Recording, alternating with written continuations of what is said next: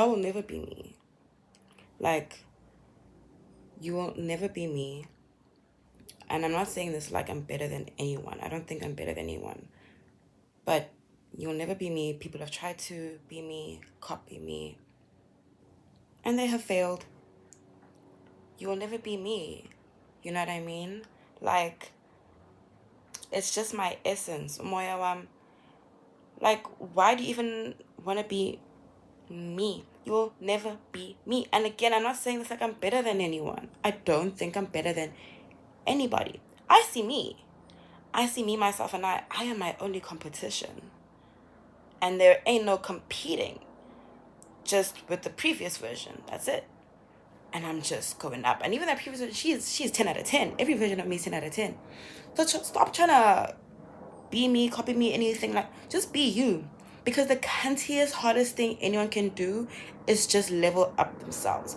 Be the best version of yourself. Why are you trying to be me? Be you. Being a better version of you, that's what makes you 10 out of 10. That's what makes you hot. That's what makes you unique. That's what makes you cool and like sexy. You know? It brings its own energy, its own essence, being yourself and being, you know, a better version of yourself. If, you know, you believe that that's a better version of you. That's all it takes. So y'all see me leveling up and you getting a taste of my essence and you know this whole ideal. Copying me isn't gonna help you, babe. And I'm not here saying so many people are copying me, all these bitches wanna be me. Not at all.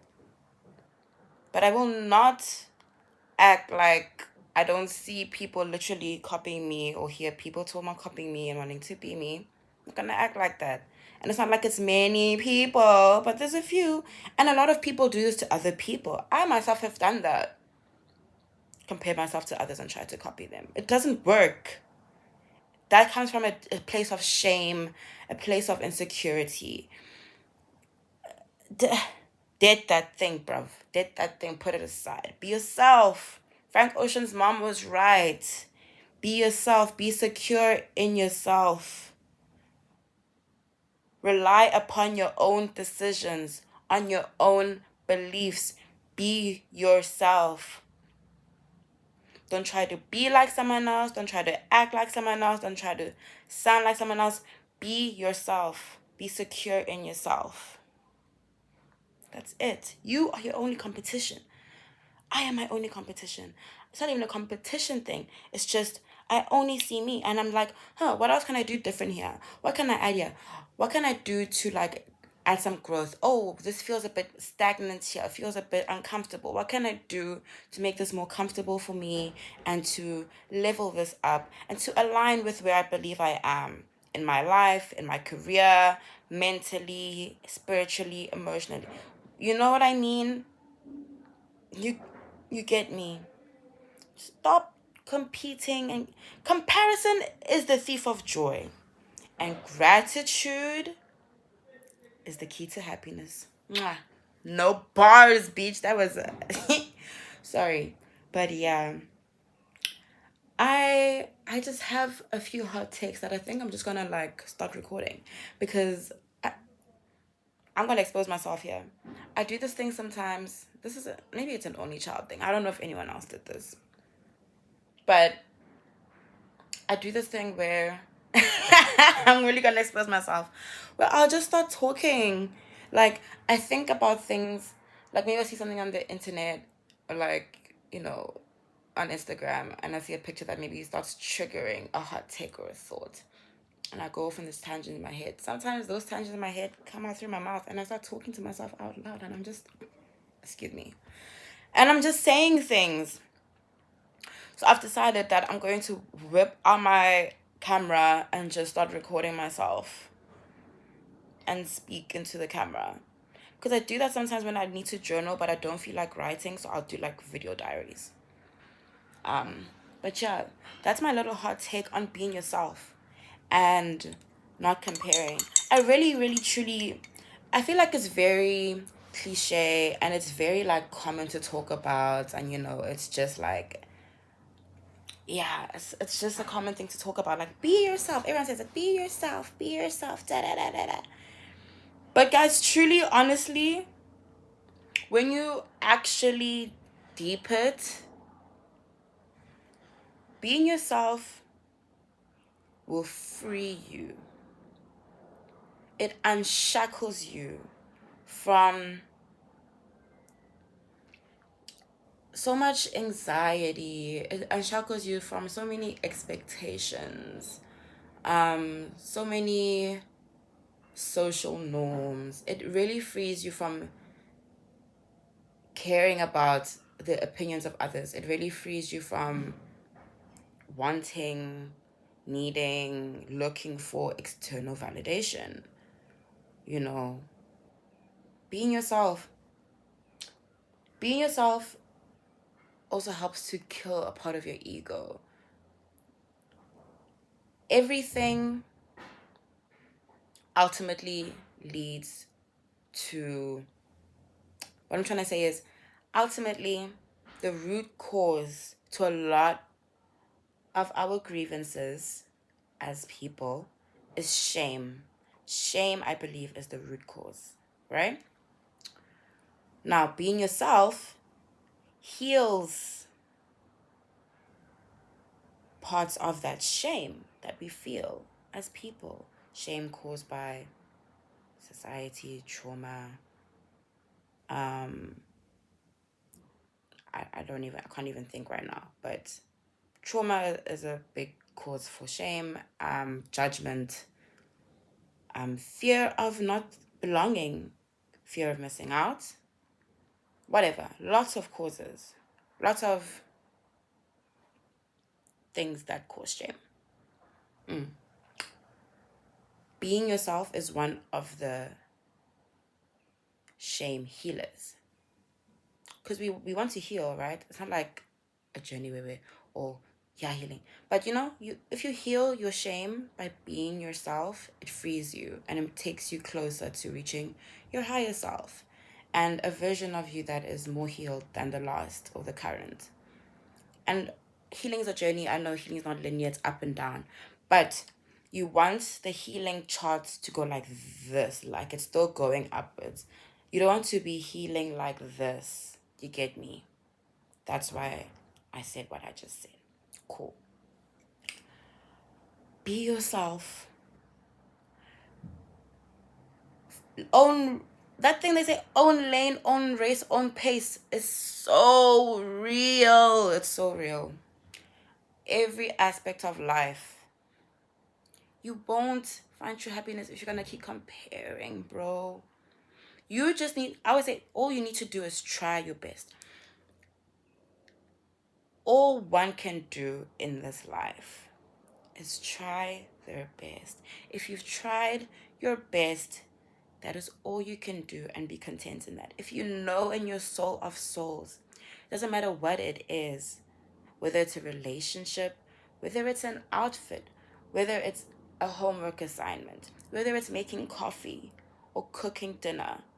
If you've tried your best, that's all you could have done, right? After that, you can maybe seek out constructive criticism from people who you can trust on and will be kind and gentle with you in their critiques, right? You can seek that out. You can go inwards and implore on how to try harder next time, or maybe something different you can do next time. But that's the future. You don't want to cause yourself too much anxiety worrying about something that hasn't happened yet, something you don't even know yet.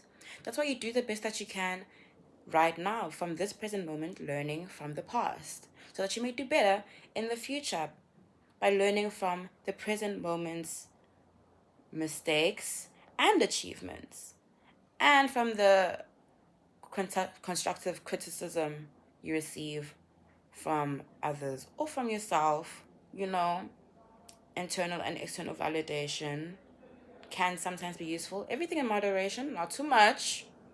Not even validation though. It's just like opinions. it does feel nice when someone else compliments you. That is external validation. But it should not take away from you feeling a certain way about something that you did. It can make you feel better, like, oh, I like it, and someone else likes it, that's great. But you should also still think that it's great.